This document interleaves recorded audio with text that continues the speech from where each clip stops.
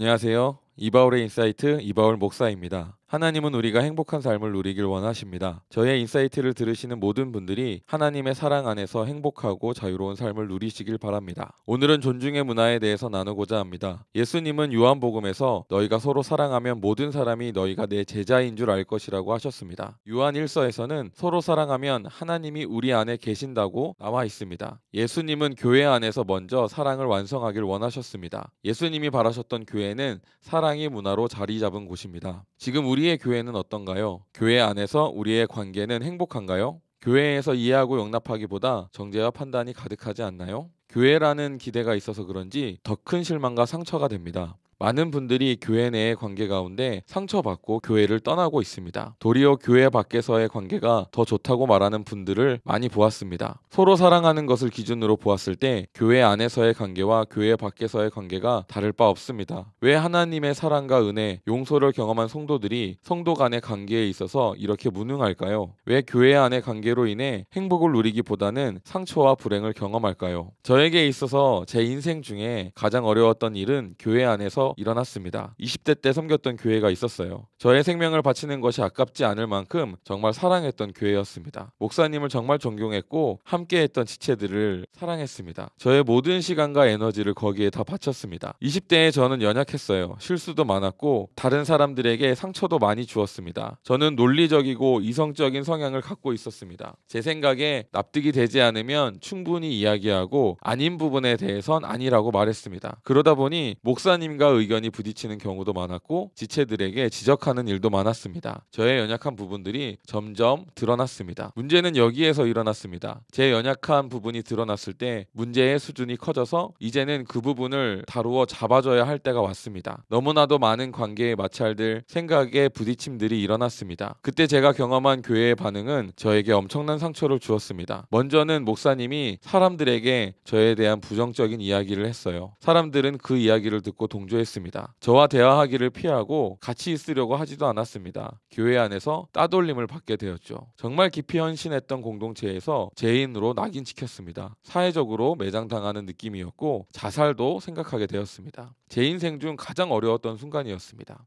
많은 분들이 저와 비슷한 경험을 하셨을 것이라고 생각합니다. 교회 내에 뒷담화가 얼마나 일반적인가요? 한 사람을 죄인으로 정죄하고 판단하는 일들이 얼마나 많이 일어나나요? 정죄하고 판단하는 일은 단순히 관계 안에서만 일어나고 있지 않습니다. 설교에서, 회의에서 정죄하고 판단하는 일들을 쉽게 볼 수 있습니다. 정죄와 판단이 너무나 일반적이기 때문에 죄라고 인식하지도 않습니다. 설교를 통해서 특정한 행동과 특정한 모습, 특정한 양식에 대해서 죄로 규정되는 것은 너무나도 흔한 일입니다.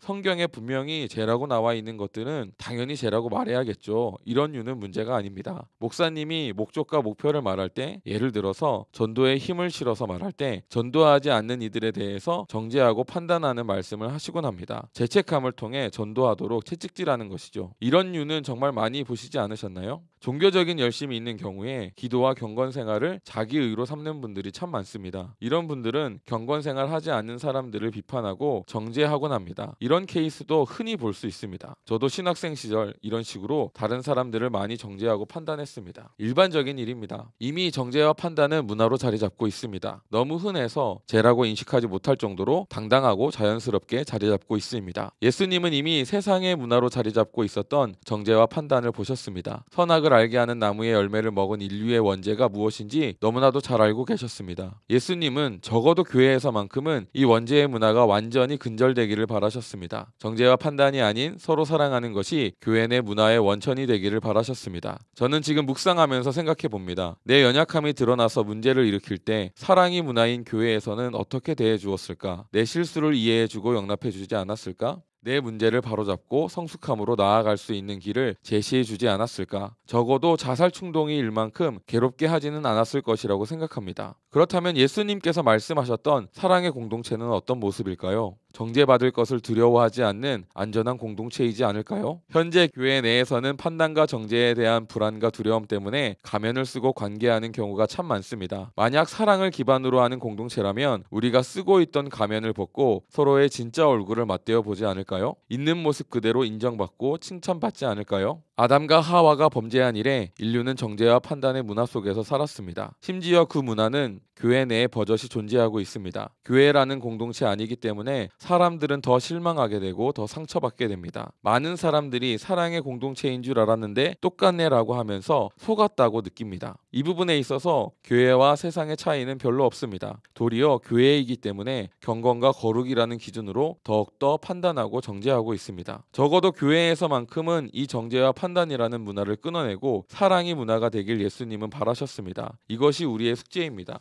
우리가 어떻게 서로를 사랑할 수 있을까요? 판단과 정죄가 사라진 세상은 어떤 모습일까요? 마치 천국과 같지 않을까요? 예수님은 교회가 그런 공간이 되길 원하십니다. 네, 오늘은 여기까지 하겠습니다. 다음 인사이트에서도 존중의 문화에 대해 여러분과 나누고자 합니다. 여러분들이 저의 인사이트를 통해 균형 잡히고 건강한 신앙을 갖게 되길 바라고 행복한 삶을 누리시길 바랍니다. 이 컨텐츠가 마음에 드셨다면 구독과 좋아요 눌러주세요. 이 컨텐츠는 매주 토요일에 정기적으로 업데이트됩니다. 구독해 주시면 최신 업로드를 바로바로 접하실 수 있습니다. 지금까지 이바울의 인사이트였습니다. 감사합니다.